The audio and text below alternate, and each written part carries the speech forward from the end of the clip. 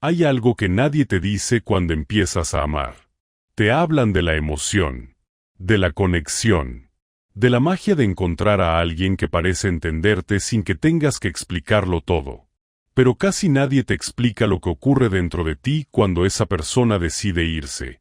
Porque el dolor no empieza exactamente cuando escuchas la frase que lo termina todo. Creo que esto ya no funciona. Necesito tiempo. Ya no siento lo mismo. En realidad, el dolor empieza después. Empieza cuando el silencio se instala en los espacios donde antes había presencia.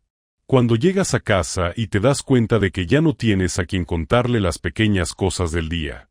Ese detalle que antes parecía insignificante, ahora pesa. Empieza cuando tomas el celular casi por reflejo. Lo desbloqueas. Abres la conversación. Y recuerdas que ya no hay nadie al otro lado. No porque no puedas escribir, sino porque sabes que la respuesta ya no va a llegar. Y entonces algo extraño ocurre. Tu vida exterior sigue funcionando casi igual. Las calles son las mismas. El trabajo sigue ahí. La rutina continúa. Pero por dentro, algo cambió radicalmente. Es como si alguien hubiera movido una pieza fundamental de tu estructura interna. Y ahí aparece la pregunta que empieza a perseguirte en silencio. ¿Por qué duele tanto? Si lo piensas fríamente, podría parecer exagerado. Después de todo, es solo una persona. Hay millones de personas en el mundo. Pero la experiencia emocional no funciona con lógica estadística. Porque para tu mente, esa persona no era solo alguien. Era tu alguien. Era el lugar donde aterrizaban tus pensamientos al final del día. El testigo de tus pequeñas victorias. La compañía silenciosa cuando las cosas se ponían difíciles. Y cuando eso desaparece, la mente no lo interpreta como un simple cambio. Lo interpreta como una pérdida profunda. De hecho, hay algo fascinante que ocurre en tu cerebro durante una ruptura. Las mismas zonas cerebrales que se activan cuando experimentas dolor físico, también se activan cuando pierdes un vínculo afectivo importante. Tu cerebro no distingue tan fácilmente entre una herida en el cuerpo y una herida emocional. Para él, perder a alguien significativo se parece mucho a sufrir una lesión. Por eso lo sientes en el pecho. Por eso la respiración se vuelve más pesada. Por eso el estómago se encoge como si algo estuviera mal dentro de ti. No es dramatismo. No es debilidad. Es biología. Pero el dolor no se explica únicamente por la química del cerebro. También tiene que ver con algo mucho más profundo. El significado. Porque esa persona no era solo alguien con quien hablabas. Era alguien que representaba muchas cosas al mismo tiempo. Representaba estabilidad. Representaba un pequeño lugar seguro. Un punto de descanso emocional. Y cuando esa persona se va, no pierdes únicamente su presencia física. Pierdes también todo el sistema de significado que habías construido alrededor de ella. Las rutinas compartidas. Las expectativas. Las historias que imaginabas para el futuro. Es como si tu mente hubiera escrito un libro. Y de repente alguien arrancara varios capítulos. Por eso el dolor no es solo por lo que fue. También es por todo lo que ya no será. Y aquí aparece algo que muchas personas no comprenden cuando atraviesan una ruptura. No estás sufriendo solo por una persona. Estás sufriendo por una versión de tu vida que dejó de existir. Y aceptar eso toma tiempo. Mucho más tiempo del que la gente suele admitir. Porque sanar no es simplemente superar a alguien. Sanar es reconstruir lentamente el significado de tu vida. Sin esa persona ocupando el centro. Pero para entender realmente por qué duele tanto, tenemos que ir un poco más profundo. Porque hasta ahora hemos hablado de la pérdida, del silencio, de la ausencia. Pero lo que ocurre dentro de ti cuando alguien se va, no se limita simplemente a extrañar a una persona. En realidad, lo que se rompe es algo mucho más complejo. Algo que la mayoría de las personas no logra identificar de inmediato. Y para verlo con claridad, Hay que mirar más allá de la relación. Hay que mirar cómo esa relación se había integrado en tu identidad. Porque el dolor no viene únicamente de la ausencia. Viene del impacto que esa ausencia tiene en la forma en que te entiendes a ti mismo. Cuando estás en una relación, ocurre algo muy sutil.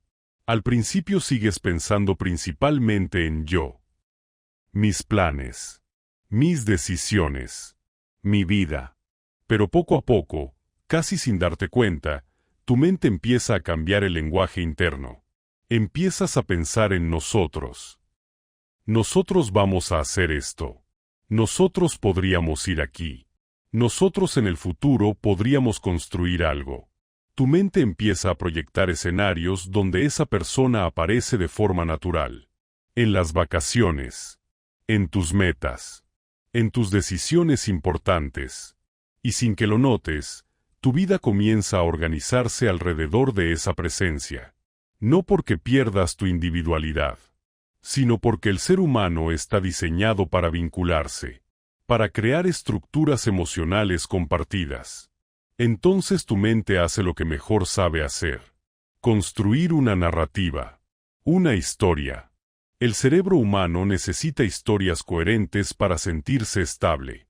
Necesita sentir que el pasado, el presente y el futuro están conectados, que todo tiene cierta continuidad. Pero cuando alguien se va de repente, esa historia se interrumpe sin aviso. Es como si estuvieras leyendo una novela y alguien arrancara varias páginas del medio. De pronto hay espacios vacíos, eventos que ya no tienen sentido, planes que se desvanecen, y tu mente entra en conflicto. Por eso ocurre algo muy común después de una ruptura. Empiezas a revisar el pasado una y otra vez. Repasas conversaciones. Intentas encontrar el momento exacto donde todo cambió. Ese instante invisible donde algo empezó a romperse. Te preguntas: ¿dije algo mal? ¿Debí haber hecho algo diferente? ¿Hubo señales que no vi? Y esto no ocurre porque quieras torturarte emocionalmente. Ocurre porque tu mente está intentando reconstruir la historia. El cerebro odia la incertidumbre. De hecho, muchas veces prefiere una verdad dolorosa antes que una incógnita permanente. Porque una verdad, aunque duela, al menos cierra la historia. La incertidumbre, en cambio, deja la puerta abierta. Y una mente humana frente a una puerta abierta tiende a quedarse ahí, mirando hacia adentro. Pero hay algo todavía más delicado que ocurre cuando alguien se va. Muchas veces, el dolor no proviene únicamente de perder a esa persona. Proviene de lo que empiezas a interpretar sobre ti mismo.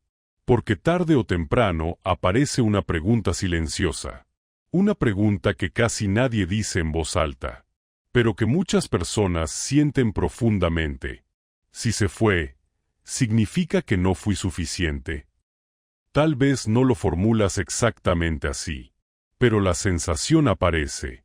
Una pequeña duda sobre tu valor, sobre tu capacidad de ser amado. Y esa duda toca algo muy antiguo en la psicología humana: el miedo al rechazo.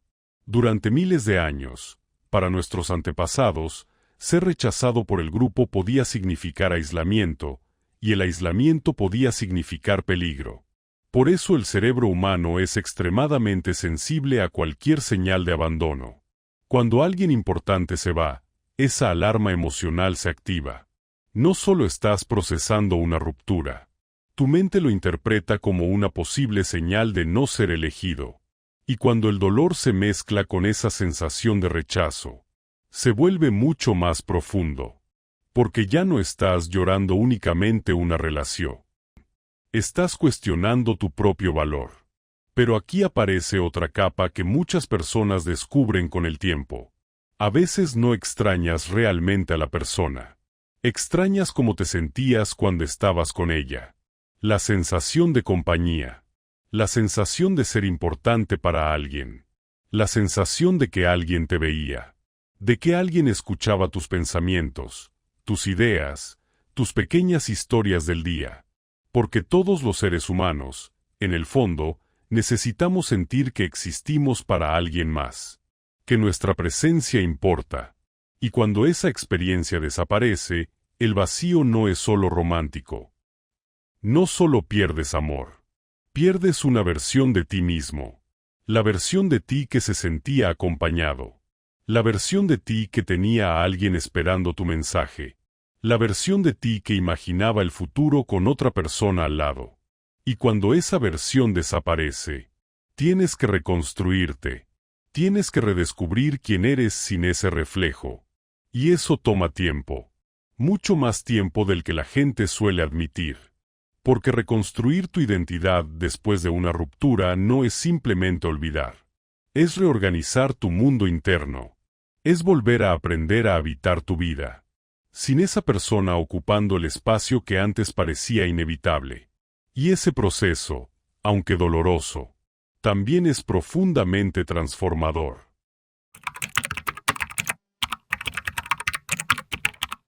Ahora quiero que miremos el dolor desde otra perspectiva. Los estoicos no negaban el sufrimiento. No eran fríos ni insensibles. Entendían algo fundamental: el dolor es inevitable, pero el sufrimiento prolongado nace de la resistencia. Epicteto decía, no nos afecta lo que nos sucede, sino lo que nos decimos acerca de lo que nos sucede. Entonces pregúntate con honestidad. ¿Qué historia te estás contando sobre esta pérdida? ¿Te estás diciendo que no eres suficiente? ¿Que nunca volverás a amar igual? ¿Que perdiste tu única oportunidad? Porque el dolor inicial, la ausencia, el cambio, el vacío, es natural. Pero el significado que le das, ese sí está en tu control. Marco Aurelio escribió, tienes poder sobre tu mente, no sobre los acontecimientos. Date cuenta de esto y encontrarás la fuerza. Que alguien se vaya no está bajo tu control. Que alguien deje de elegirte no está bajo tu control. Pero lo que decides pensar sobre eso, sí. Y aquí está el verdadero por qué duele tanto. Duele porque querías que la historia fuera distinta. Duele porque estabas aferrado a un resultado específico. Duele porque habías depositado tu tranquilidad en algo que no dependía completamente de ti. Los estoicos hablaban de la dicotomía del control. Hay cosas que dependen de nosotros y cosas que no. Que alguien se quede, no depende solo de ti. Tu carácter, tu forma de amar, tu integridad, eso sí. Y cuando el dolor aparece, en lugar de preguntarte, ¿por qué me hicieron esto?, puedes preguntarte, ¿qué parte de este dolor viene de querer controlar lo que no podía controlar? Eso no elimina el dolor, pero lo transforma. Séneca decía, el dolor es leve si la opinión no lo agrava. La pérdida duele. Es natural. Pero lo que lo vuelve insoportable es la narrativa de catástrofe que construimos encima. No voy a poder. No soy suficiente. Esas frases no describen la realidad. Describen el miedo. Desde una mirada estoica, la pérdida se convierte en entrenamiento del carácter. No elegiste que se fuera, pero puedes elegir cómo responder. Puedes permitir que este dolor te hunda en la inseguridad. O puedes usarlo para fortalecer tu independencia emocional. Porque aquí hay algo poderoso. Si tu estabilidad dependía completamente de otra persona, entonces esta ruptura no solo es una pérdida. Es una revelación. Te muestra dónde estabas apoyándote demasiado afuera. Y eso no es motivo de culpa. Es una oportunidad de madurez. El estoicismo no te pide que no sientas. Te pide que no te identifiques completamente con lo que sientes. El dolor está presente, pero tú no eres el dolor. La pérdida ocurrió, pero no define tu valor. Que alguien se haya ido no significa que no eras digno. Significa que esa persona, por sus razones, tomó una decisión que estaba fuera de tu control. Y aquí está la reflexión final. Si amas desde la conciencia, no amas para poseer. Amas para compartir mientras ambos eligen quedarse. Y cuando uno deja de elegir, forzarlo solo destruye tu dignidad. El verdadero poder no está en evitar que alguien se vaya. Está en mantener tu carácter cuando lo hace. Tal vez hoy duele. Y sí, duele mucho. Pero este dolor puede convertirse en fortaleza si entiendes que no puedes controlar quién se queda. Solo puedes controlar quién decides ser después de que alguien se va. Y eso cambia todo. Si estás pasando por esto ahora, no te digas estoy roto. Dite, estoy aprendiendo a soltar lo que no controlo. Porque desde ahí, el dolor deja de ser una condena y se convierte en evolución.